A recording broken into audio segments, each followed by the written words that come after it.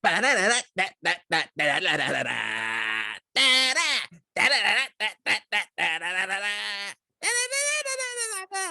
that's about as enough of that as I care to actually do. This is why we should cue up that music prior to doing this. Yeah, we really should, but then again, it wouldn't be quite as funny. Hi everyone, and welcome to the first, live in massive quotation marks episode of Bodywood. This is the 50th anniversary episode, so we thought, well, we give something new a try. I am one of your co-hosts, Steve Hester, and with me on the other side of the world is... That'll be Andrew Roger Carson. I actually call this the live support episode because that's basically what we've been on. Well, we've been doing. Apologies to everyone who was looking forward to doing the live stream tonight. We have had problems over the course of the last 2 hours. We have been trying to fix. It's beyond our control. That's what we say when we like to pass the blame onto someone else. But yes, we will be doing it. But true to form, this is just like episode 1 with the exact guests here. We had a nightmare getting that episodes out. I think it comes down to you just being a jinx.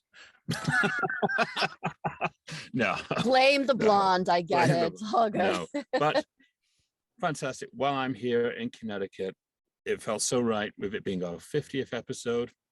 We've been doing this well over a year. We had to bring Becca Marks back up. Absolutely. Of course. I would have had it no other way. Hi, Becca. Hey. Thank you for coming back on. And right now we're in quite a heat wave over here in the UK, which Andy's missing out on. I guess it's going to be the same over there because New York and that kind of area in summer. Ooh. We got you beat though. It's about 10 degrees hotter here. Yes. So, a lot of whining for 78 degrees over there. Yes, it's a lot hotter up north. So Yes. By Northwest. And speaking of North by Northwest, Steve. There you go. It's like talking to Steve Blum. It's great. I know. It's wonderful. North by Northwest, the 1959 Cary Grant movie in which he wanders around the place looking suave in the same suit. Yes, watch that today. You've basically got everything that you could possibly want in any kind of Cold War thriller going on in there. You've got mistaken identities. You've got foreign agents stealing secrets. You've got the wonderful man who is running to clear his name. I actually really enjoyed it, and it's actually the oldest movie that we've looked back on during our Bodywood time. Yeah, I'm further back than that, surely. No. I think the oldest that we actually have done so far was, I think it was Dog Day Afternoon. Really? Yeah. Oh, 2001 was like 68, 69. Yeah, but this was 59 though. All right, yeah, okay, but it's fine. But it's older than Dog Day Afternoon. Yeah, but you've got Cary Grant, Evan Marie Saint, Gary Mason, James Mason. Sorry, Perry Mason. In the role as the bad guy. And just everyone's just kind of relishing the whole thing, and it's a proper old school thriller.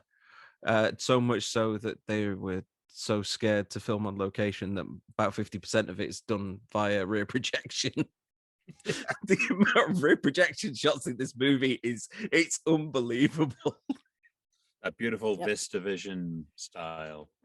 Yeah, it's not even for kind of like grand shots, like the whole final act and the events that take place at Mount Rushmore. You think, okay, yeah, no, that's fine. I can understand sticking that on a rear projection, but they're just like walking along a train platform. Yes. Or walking along a street. And there's so much of that, and that actually leads to these two little blunders that I want to pop up. Okay. Yeah. The first blunders in this one. Oh yes, there's quite a few, but there's two which stick out. First is when they're in the cab. Not the cab, the police car, just after he's been arrested at the sale. There's a bit where they turn the corner and Cary Grant basically does that. but the cop who's on his right doesn't move. So you can see him basically go. And then the cop go, oh, okay, yeah, I'll lean over. Why that was left in the film, I don't know. And the other one is the shooting at Mount Rushmore. Okay. Just before, yeah, you know what it is that I'm talking about, don't you? Doesn't everybody? Isn't that, yeah. Funny, the little kid who's just on the table in between him and Eva Marie Saint just going. I know. With his fingers in his ears. My favorite one has to be when Cary Grant is entering the US embassy. You can tell they had no permits because the guy gives him a double take as he's walking up the steps. Oh my God, Mr. Grant, it's so lovely to see you. Yep. Yeah, they had to do a hidden camera for that one. Apparently so. Yeah. But there's a bunch too, like when he and his mom are going through the hotel room, Kaplan's room, and it's like he pulls out the suit. Yeah. The suit changes colors, like everything. It's all different. Mm-hmm. Also, what I love about his mum is that she looks younger than he does. She is. She was a year. She's a year younger than he was. I know. How on earth did they get away with that casting? That's Salford. Yeah. That's how women are treated sometimes. I don't know. Yeah, true. It's true. I love the very. It's not even subtle. It is the cameo taking scene that is the train into the tunnel shot. Yes. That would never got by the production code back in the day, but he sneakily put it in there. Oh yeah. It's so blatant. Really is. Yeah, it's a lot of fun. Oh, you enjoyed the movie? I did enjoy the movie. I thought it was a little bit long, but then again, I'm viewing this from like a 21st century kind of taste. I think it's one of those things that for me, I don't want to see anything taken out of it, but I would like to see what is there kind of tightened up. Yeah. You know, it's the same issue that I had with Blade Runner 2049. I like what was there, but I just think, you know, just take a few seconds off here, a few seconds off there, just kind of just tighten everything up. And I think I would have enjoyed the pacing a lot more, but I thought it was a bit slow. That's the only real criticism that I will give it. But to make up for that, you have his just amazing dialogue. What is he says to her on the train? Yes, that's the problem when I always get in front of a beautiful lady. I always have to stop myself from thinking I'm going to make love to her or something like that. It's like, come on. That's about right. Yeah. Yeah. It's brilliant. Please try hard. Yeah. Yeah. So I guess I got some trivia for you. Go on, hit us with the trivia. Okay. Apparently, Eva Marie Saint was amazed to discover on this movie that Cary Grant used to charge $15 an autograph to fans. Oh, wow. That was a lot in them days. That was a lot in the days, you know. Yeah. I've not seen that level of crime since For the Love of Sci-Fi. Ooh. Yeah, no, you weren't there when it was For the Love of Star Wars. Ooh. That was like about 35 quid a ticket for that one. Yes. Ugh. God, that was awful. I believe this actually predates the first ever James Bond movie, Dr. No. Yeah, what was that, about 62? Is it 62? Yeah, I think it is 62. Yay. Yeah. But this is very kind of James Bond in theme. It has a very good James Bond style. In a sense. Yeah. Yeah, it's got a lot of style, and it's got a wonderful soundtrack to it, and those opening like soul bass titles properly just it sets you right up out the gate. Yes. Mm-hmm. Yeah. Martin Landau is in the movie as well. Uh-huh. And he consciously chose to play the character as either homosexual or bisexual, but the production code at the time phased out all kind of implications of it because it did not sit with the production code back in the day. Try to do that shit. Yeah. I mean, one thing that he did do was he very rarely blinked. That might just be me. There's lots of... Yeah, he's got some weird eyes in this movie. I wasn't sure if it was the makeup or whatever, but I don't remember him being that creepy in like Ed Wood. This was also the only movie Alfred Hitchcock ever made for MGM. I didn't know that. Which is, most of the rest were, I guess they were Paramount and Universal. Yeah, and another thing which is a little bit strange is you've also got ways that the 20th century flyer, the name of the train that he goes onto, and there's a great big red carpet that stretches along the platform with 20th century something or other on there. So that always just kind of reminded me of 20th Century Fox going on there. The thing I noticed, we were at the Park Plaza the other day Yes. because we had to get to New York just to piss you off, Steve, because I know Yeah. you really wanted to be on this trip. But we were at the Park Plaza Hotel the other day, and that was one of the scenes in the movie, specifically the Oak Room. But the scenes in the Park Plaza were actually shot there. The Oak Room was a reconstructed set. Right. So Everybody, because it was incredibly accurate. That's cool. well, speaking of which, this is probably wrong because I didn't check up on this or anything, so I could be very wrong. But the house that Van Damme goes to, Jean-Claude Van Damme. Sorry, the house that Van Damme. I can't do It's all Carrie good. Mason's voice. I don't know. Never hear it. I'm sure that is the same place that they used in Goldfinger for the golf club. Could be completely wrong. Could be. But it just looks so similar, the drive and the steps. So if anybody out there knows, then let us know. Or we could just look it up afterwards. Yeah, maybe. We'll beat you to it. This is also one of only 2 movies where MGM used Paramount's VistaVision widescreen process. And that was Alfred Hitchcock's insistence. Do you know what the only other movie to use that is? Ben-Hur? Oh, he's froze. No, it's not Ben-Hur. You froze there for a second. Yeah, so did you. We thought you were deeply pondering it. No, it was not Ben-Hur. It was High Society. All right. Yeah, the red one. There's a very good X-Files connection with this movie. Well, apart from Martin Landau in the film. Yes. The other one is the Mulder and Scully chased by helicopters in the very same vein. Yes. Was that an X-Files the movie as well? That was an X-Files movie as well, yeah. Standouts for me. What were your standouts for this movie, Steve?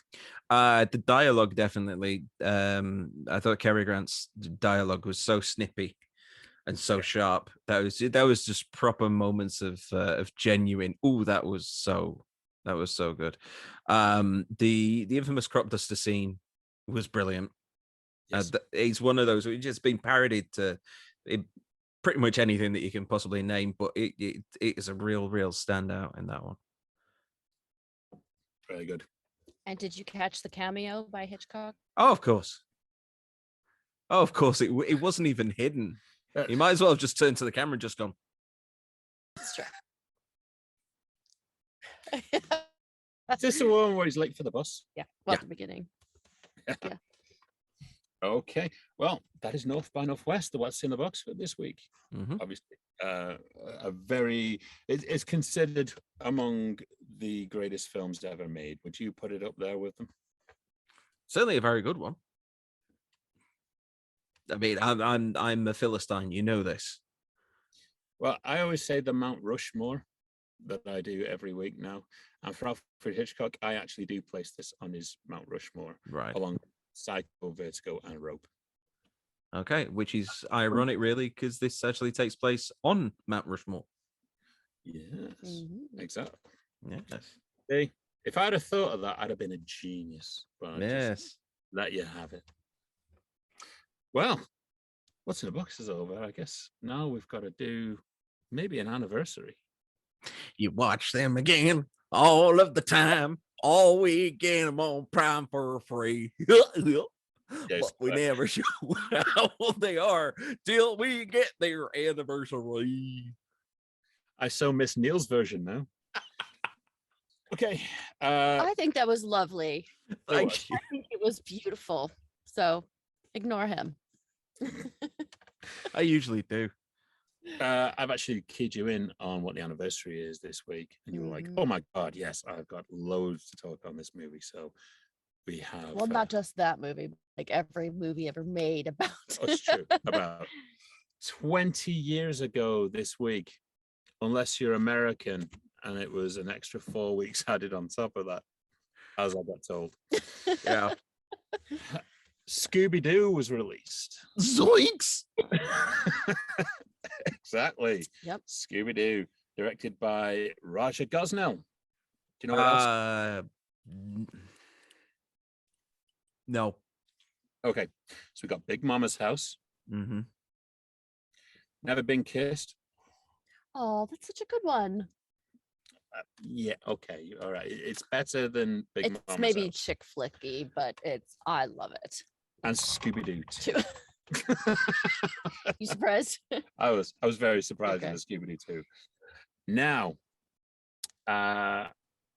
it's very love it or hate it. If you're the cast, you hate it. Mm-hmm. Apart Because- from Matthew Lillard, who's basically embraced Shaggy going forward.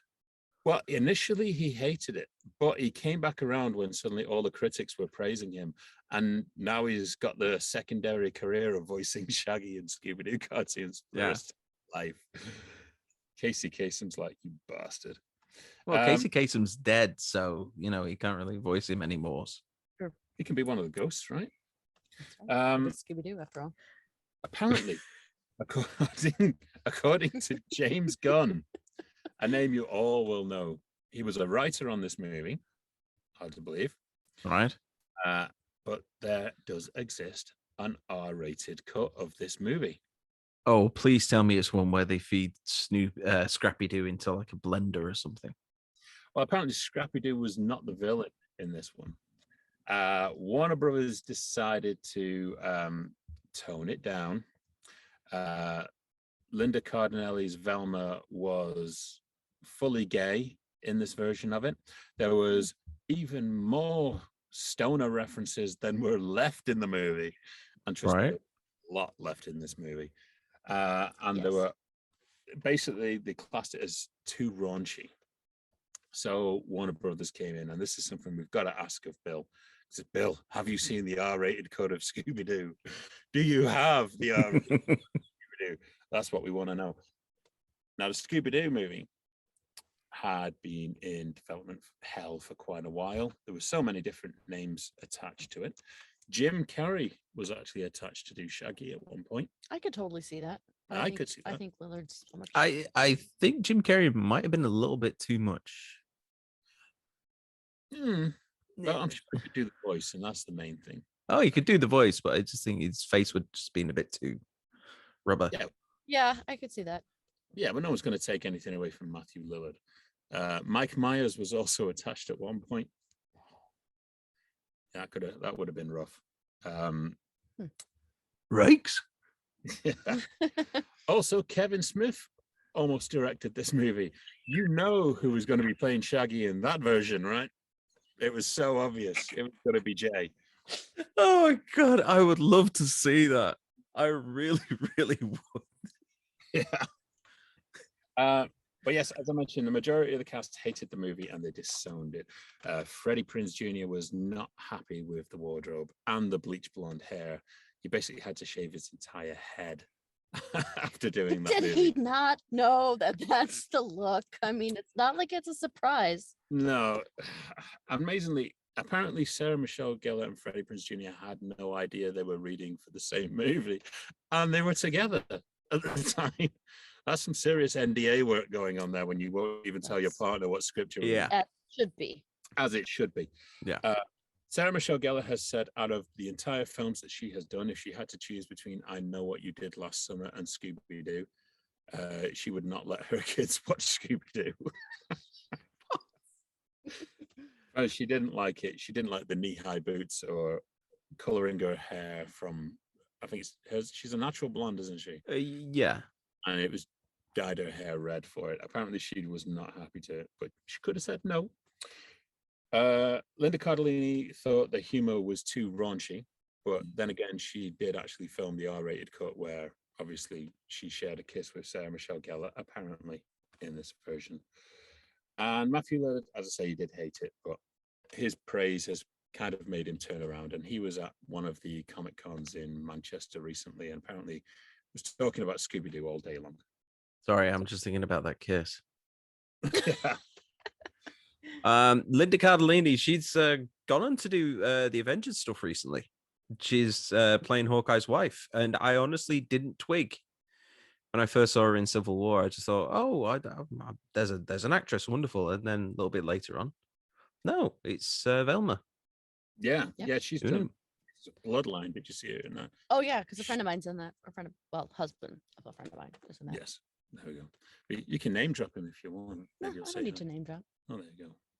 Yes, we can just guess who it is. You just have to guess. Tim Curry, the legendary Tim Curry. Oh yeah, was a huge Scooby Doo fan. Now, apparently, he was offered a role in this movie and rejected it purely on the grounds that ScrappyDoo was in the movie, and he hates ScrappyDoo. Oh. Now, my theory is he was supposed to be in that Rowan Atkinson role. yeah, Oh. yeah, I could see that. Yeah, that's what I fully believe. And then he's read it and think, hang on a minute, I turn into ScrappyDoo or whatever it is. No, throw that out the window. I'm sure Rowan Atkinson turns into ScrappyDoo or something like that. I'm sure. Yeah, I think he's like, there is a real Rowan Atkinson character, but they made like a fake one for Scrappy-Doo to pilot around like a robot. Yes. Yeah. Now, there is a cameo from Sugar Ray in this movie, which dates this movie incredibly well. Sugar Ray has not been relevant since 2002. Apparently, they offered Weezer that role, and Weezer turned it down as well. So it definitely is old. We have Isla Fisher in there. I love her. Yeah, on the plane. Yeah. Yeah, well, she plays Shaggy's girlfriend called Mary Jane. Jane. They're not even hiding it, are they? I don't even think would they date if her name was like Sarah. No. Nope. I was saying about Scooby Doo, and they were very disappointed in its box office, but this is a movie that should have come out in Halloween instead of the summer. Yeah, even though it's all on the beach, Halloween time. Beach, it doesn't matter. Beaches are still open during Halloween. It could have worked somewhere in the world. But there is a shocking amount of adult jokes in this movie. God knows that they've tried to trim down an R-rated movie that they've made and left some of the stuff that realistically a lot of people wouldn't want their kids to latch onto. My favorite scene in the entire thing is when they all decide to kind of go their separate ways. And it hones in on Shaggy and Scooby, like, oh, well, we're just going to go and do what we do best. And it's like goes down to Venice Beach, and there's a van there with loads of smoke just coming out of it. And it turns out they're just making burgers in there, but it's like, no, come on. Everyone got a joke. But I'll say my standouts from it. Matthew Lillard, of course, is great. He can make a fart joke seem like art in this movie. And I'll give it to Sarah Michelle Gellar as well, even though she apparently didn't like it. She threw herself all into it. And she was doing Buffy on, is it the weekends, or she was doing Buffy throughout the week and did Scooby Doo at the weekends. So her travel schedule must have been crazy. Yeah. Obviously, Scrappy-Doo is the worst of this movie. Yes. Yeah, everyone hates it. I'm not hot on how the computer-generated Scooby-Doo looked back then, and today it still looks probably worse. But, yeah, I had seen worse, but no, he's pretty bad.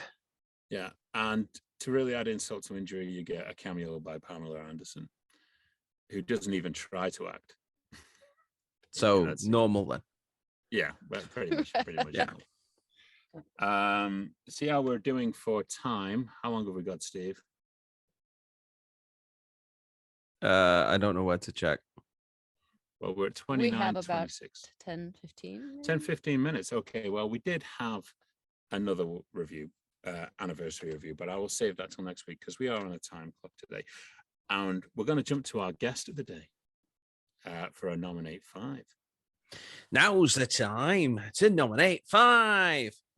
5. Yes, nominate 5, not 4 or 6 or 8 or 9. Now's the time to nominate 12. If you Bill. Well, yeah. Okay, Becca, I want to do a special one this week. Okay. As we have been kind of all over the place Mm-hmm. over the course of the last few days, Mm-hmm. I'm going to ask you to nominate the 5 best movie locations we have been to over the course of the last few days. Oh, okay. So movie locations, I don't have to like name the movies that they're No, in. just Okay. the places. Just the places. Okay. My number 1 would be Central Park. Yeah. Oh, yeah. So many different movies that take place there. So many different movies. But you know what? The fact of the matter is, as much as I work in the city, and I'm in and out of the city all the time, I have never been to Central Park before this past venture on Sunday. So True. that was very cool, especially to share with my bestie. But the weather was beautiful and it was just fun and gorgeous and, you know, kind of like everything I expected it to be. And That it's was really huge. It's Oh, yeah, just- it's massive. It really is. we Huge. got over 17,000 steps that day. So Yep. that was pretty cool too. And the majority of it was in Central Park. Yes. So If I remember correctly, I think Central Park itself is bigger than Luxembourg. Could be entirely wrong. I don't know. No, I wouldn't be surprised if that's right. We'll have to Yeah. Google that. Yeah. We'll get Probably- on that. We'll find out. Yeah, it's definitely 2 Englands you can fit in Central Park. Yeah. Okay. Number 2, the Ghostbusters Firehouse. That was awesome. And you know, the funniest thing is, so we're standing there. First, what doesn't ever happen in New York City is that we found the best parking place right Oh, there. That that's was like genius. God was waiting for us. He was just saving it. He's like, here, guys. So we went there, parked brilliantly. Across the street, we're ready. We're taking photos of the building, and this woman in a minivan drives past in her with her window down and screams out the window like, "Oh my God, it's a Ghostbusters Firehouse! I've never just seen that before." And it was just perfect timing, and we had so much fun. Yeah, it was great. And we got a photograph just for you Yeah. because we know that when you came to New York specifically to see that ghost house, all the scaffolding and everything was up. They were renovating it or whatever. Yeah, it was all being done up, and we'd gone to Liberty Island. We'd seen Battery Park, going, oh, right, so this is where they filmed Man in Black. Okay, let's go to the Ghostbusters Firehouse. And wandering around that little intersection going, no, it's around here somewhere. No, it can't be that big building which is covered in scaffolding. Oh, yes, it is. Okay. So We've got 7 minutes on the clock. Okay, next, Grand Central Station. Oh, yeah. Did it live up to your standard? Like, were you expecting it to be different? It's Or pretty large. it is Grand Central. It's grand. It is pretty grand. I had visions of the Fisher King, that scene where everyone just starts ballroom dancing. So we were on that floor. Mhm. And yeah, it's a beautiful building. It You is. used to It go was through in it all. Northwest too. North by Northwest as well. Yeah, Yeah, true. lots Yeah. of. Great. Okay. We're on 3 of no That 4. was 3. Now we go to 4. 4 would actually have to be. This is actually a favorite for a different reason, but we went to the memorial, 9/11 Memorial, and I have to be. yes. I'm not exactly sure what films might have been there, Quite a but lot in the day. there's a lot of TV shows and all that actually currently that film right around that area and that you can like overlook and Yeah. look, see the memorial. And that's just a beautiful place. And I think that, any opportunity that we have to pay tribute to all of those people and honor them is Yeah. wonderful. Yeah. Yeah. I don't know if you ever to there. Oh, you're frozen. You walk there. And Oh no. You're frozen. we You're still back. there? You're Yeah, back. We're back. Go. The air just changes as soon as you reach there. And it's so quiet. Everyone is so quiet that is there. And there was easily, God, it must have been 700 people around us. Mhm. Oh, probably more. Yeah. Probably yeah. more. But everyone was kind of having the similar style thing. They were just real. No. People chill out or anything like. it was very humbling. Yeah. Yeah. I know what your number one is, though. But go ahead. Well, was I going backwards or forwards? I don't know. Doesn't matter. Yeah, But there well, were it's just 5. 5 in total. Okay, so this is not in the city, but this is in Connecticut. So we were able to take a beautiful venture to Mystic, where we had like really good pizza at Mystic Pizza. Yes. And we learned some history about that too, which is actually that the pizza location, the restaurant was becoming well known for its amazing pizza, and people were coming from miles around just to enjoy it. When the director, I think Amy or the writer, anyways, when the came to Amy. I might be totally off. Could be George. Came to find it and decided to base her story there. But I have to say, I was shocked that the pizza was really good. It was amazing. It really was amazing. It was good. So yeah. Yeah, and they fill the entire place with like loads of stills and shots from the movie and Lots of like memorabilia. Every celeb who's gone through there. Oh yeah, Julia Roberts is all over that place. Every yeah. picture they could find of her from that movie, they have her all over the place. And it was famous before the movie, but the movie just kind of catapulted it into the public consciousness in a way. Right. But yeah, the pizza is amazing, and it is a beautiful area. If you ever get a chance to go up there, really just soak it in. It's a lovely like seaport town, and everything is so clean. It's unbelievable. Everything has a fresh paint job on it. It's like a less trippy version of Balamory. Oh God. There is one other location. It is a 6th, but one that we have spent cool. the most time in, and that happens to be my house. Yes. People may not know this yet because I haven't publicized it much. So this is it, world premiere that I'm in development for a film that I'm producing with a new business partner of mine named Cobus Gomes. And this house is going to be a location. Okay. So very exciting. One day everybody will be able to have this as their favorite location. We're working on it. We're working on it. So that was exciting. So yes, well, let's solve the next question of what we're going to ask you what you're doing next. But I guess we now know. Yes. So well, that's one of the things actually, but it's not next. It's in development. Other stuff's going on. I'm actually right now working on a film that is filming in the city with director Bradley Cooper. That's all I can say. But that's exciting. A nice period piece. In fact, when I went to pick Andrew up for the first time, I was in full makeup, full hair and makeup. That was really fun. Little did I know I'd have to spend the rest of the day that way too, but was adventurous. Okay. Well, we've got 2 minutes left of the show. And if you think you're getting out of what's in the box, you're wrong. Although I didn't bring the box with me, because carrying a box like that is a bit bizarre on an airplane. And you do get some funny looks. I actually took pictures of what the next ones that I pulled out of the box are. I actually think it's probably going to cut out. Well, let's be quick. You got a minute 30. Okay, so the last one. Thelma and Louise. No. You haven't seen it, or you have? Yes. Answer the question while we've got some time. Have you seen it or not? No, I haven't. Right, well, that's what you're watching. I know how it ends up, but anyway. Well, whatever. Everyone knows how it ends. How do you not? Pete hasn't seen that movie. That's crazy. Trust me, if you've ever listened to this show, I have. You have, yeah. But that one, it's not so crazy. That's okay. Okay, well, thank you very much for joining us, Becca. Thank you very much for coming back to me, Andrew. We will be back to our normal scheduled broadcast very, very soon when Andy comes back from the US. But for now, keep listening. Check us out on Patreon, Twitter, Facebook, all the rest of it. I've been Steve Hester. I've been Andrew Carson. This has been. I've always been and will continue to be Becca Marks. Perfect. And we'll see you next time. That's enough.